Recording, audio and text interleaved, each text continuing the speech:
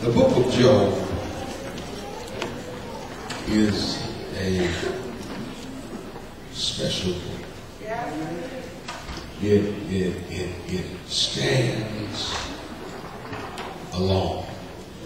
There's not another book in the Bible that features another character, with the exception of Jesus, that endured so much suffering. Not another book in the Bible that talks about anyone who was under more pressure than Job. And it's a special book, and it's a book for all times. It's thousands of years old. And yet, with every generation, the appreciation for the book of Job and for the life and the endurance of Job grows. It is a book that is for all people. And the reason why it's for all people is because everyone can relate to suffering. Everyone can relate to losing something in their lives at some time or another. Everyone has been sick at some point in their lives. Everyone has had the feeling of desertion or a friend to turn on them. Can I get a witness? At some time in their lives, everyone, if you would be honest, has questioned the decisions that God has made for your life at times.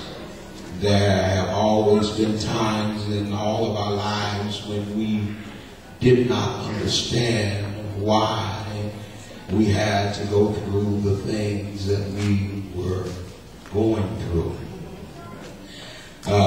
We didn't always, or we haven't always agreed with God.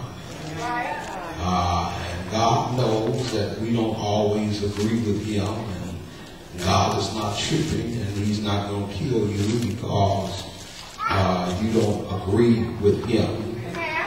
But in your disagree, you want to make sure that you hold on to your respect for God and don't disrespect God. So all of us can appreciate the book of Job, and that's what makes it a book for all people. Somebody got a call coming in. And when we experienced the book of Job, we began to see how that sufferings and troubles and pressures, how they affect us as people. We get a chance to be exposed for our frailties as being human.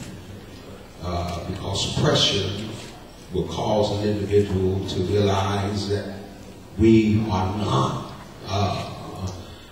people who are invincible, but we do experience situations that we cannot handle, situations that we at least don't handle well. When you look at the book of Job, it allows us to see how suffering and pressure affects us not just mentally, but how pressure affects us physically. How many know that when your mind is messed up, when you're going through mentally, it will take you through physically. The two go hand in hand. You may be a specimen as far as a human is concerned physically, but all of that is destroyed when you start to take a mental beating. When you come to the place where you have all of these things going on in the inside of your mind, and you're swaying back and forth, and you really don't know how to handle them, it starts to affect you physically. That's the reason why when an individual is afflicted with some type of sickness, his doctor or her doctor will tell them the best thing for you to do is get back to normality as soon as you can, because they realize that if you sit around and you stress about your situation, you may be healthy physically, but eventually it's going to take a toll on you. And not only that, but when we look at the book of Job, it shows us how men react to pressure and what they do as a result of pressure and as a result of suffering. No one continues in the same pattern when they're going through as they did before they were going through. There's something that will inevitably change in the life of an individual when they are going through something or when pressure is upon them. And Job shows us how a man will react, and we gather from him how a man should not react. And all normal, and I want you to know before we go any further that God understands all of your reactions. If you respond in anger, then God understands that. We always talk about the patience of Job, and we talk about what Job went through, but hardly ever do you hear people talk about the challenges that Job made to God. How Job was confused and even falsely accused God. God didn't kill Job because Job was angry with God, and because Job cursed the day that he was born, and because Job had a mind to commit suicide, and because Job no longer wanted to exist. God understood all of that. That's what makes God God, is because he understands everything.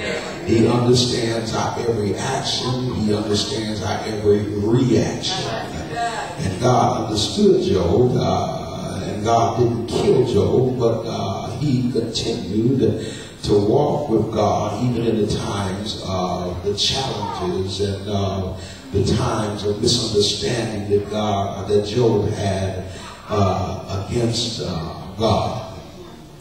Pressures and troubles oftentimes cause us to do certain things. And one of the things that it causes us to do, it causes us to ask questions.